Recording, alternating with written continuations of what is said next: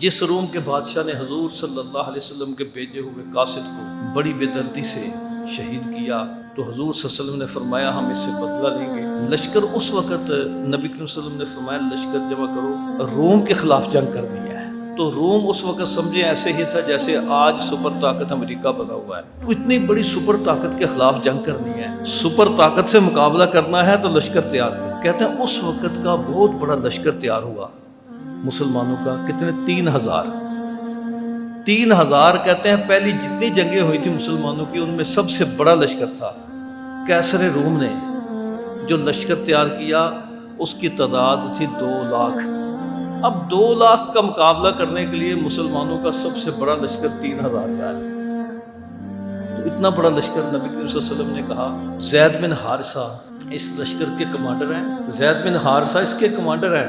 اے میرے صحابہ یہ شہید ہوں گے نا، جنڈا جعفر بن تیار حضرت علی کے بھائی جنڈا جعفر بن تیار اٹھائیں گے، یہ شہید ہو جائیں گے تو جنڈا عبداللہ بن رواحہ اٹھائیں گے، وہ شہید ہو جائیں گے تو پھر اپنا قائد جسے چاہیں آپ چن لیں۔ یہ خبر پہلے ہی دے دی کہ کون کون شہید ہوگا۔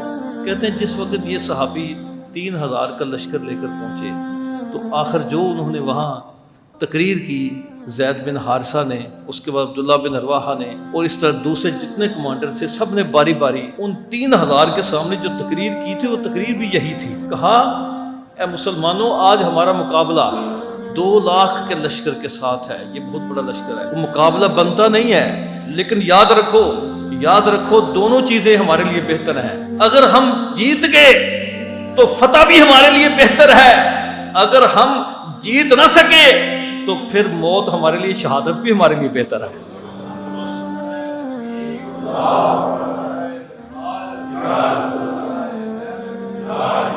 ان کمانڈروں نے اپنے 3,000 کے لشکر کو کیا کہا کہ یاد رکھو دونوں چیزیں ہمارے فائدے میں ہیں۔ فرمایا مسلمان کے لیے، مومن کے لیے یہ جو اچھی چیز وہ بھی اس کے فائدے کی ہوتی ہے، بری بھی اس کے فائدے کی ہوتی ہے۔ کیوں؟ اللہ تعالیٰ اس کے ذریعے اسے کسی بڑی مصیبت سے بچا لیتے ہیں۔ جنگ کا آغاز ہوا تو نبی صلی اللہ علیہ وسلم فجر کی نماز پڑھا کے ممبر پہ بیٹھ گئے۔ کہا اے میرے صحابہ وہ کیسر روم کے لشکر کے ساتھ جنگ ہو رہی ہے، اس کا آنکھوں دیکھا حال میں تمہیں مدینے میں بیٹھ کے سناتا ہوں۔ جنگ موتا کے مقام پہ ہو رہی ہے، نبی کریم صلی اللہ علیہ وسلم مدینہ بیٹھ کے ممبر پہ بیٹھ کے اس جنگ کے حال سنا رہے ہیں، آنکھوں دیکھا حال سنا رہے ہیں۔ کہا میرے صحابہ میں دیکھ رہا ہوں زید بن حارثہ شہید ہو گئے ہیں، ان کا لاشا زمین پہ گرا ہے، اب جھنڈا جعفر بن تیار نے اٹھا لیا۔ تھوڑی دیر کے بعد حضور نے فرمایا اے صحابہ میں دیکھ رہا ہوں جعفر بن تیار کا دایاں بازو کٹ چکا ہے۔ اے میرے صحابہ انہیں جھنڈا جو ہے بائیں ہاتھ میں پکڑ لیا ہے۔ کہا تھوڑی دیر کے بعد کہا میرے صحابہ میں دیکھ رہا ہوں ان کا بایاں بازو بھی کٹ گیا ہے، اور انہیں جھنڈا اپنے سینے سے لگا لیا ہے۔ اے میرے صحابہ میں دیکھ رہا ہوں اب ان کی گردن بھی کٹ چکی ہے، وہ جھنڈا زمین پہ گرا ہے، اور کہتے ہیں میرے صحابہ اب عبداللہ بن رواحہ نے جھنڈا اٹھا لیا ہے، جو آپ نے بتایا تھا۔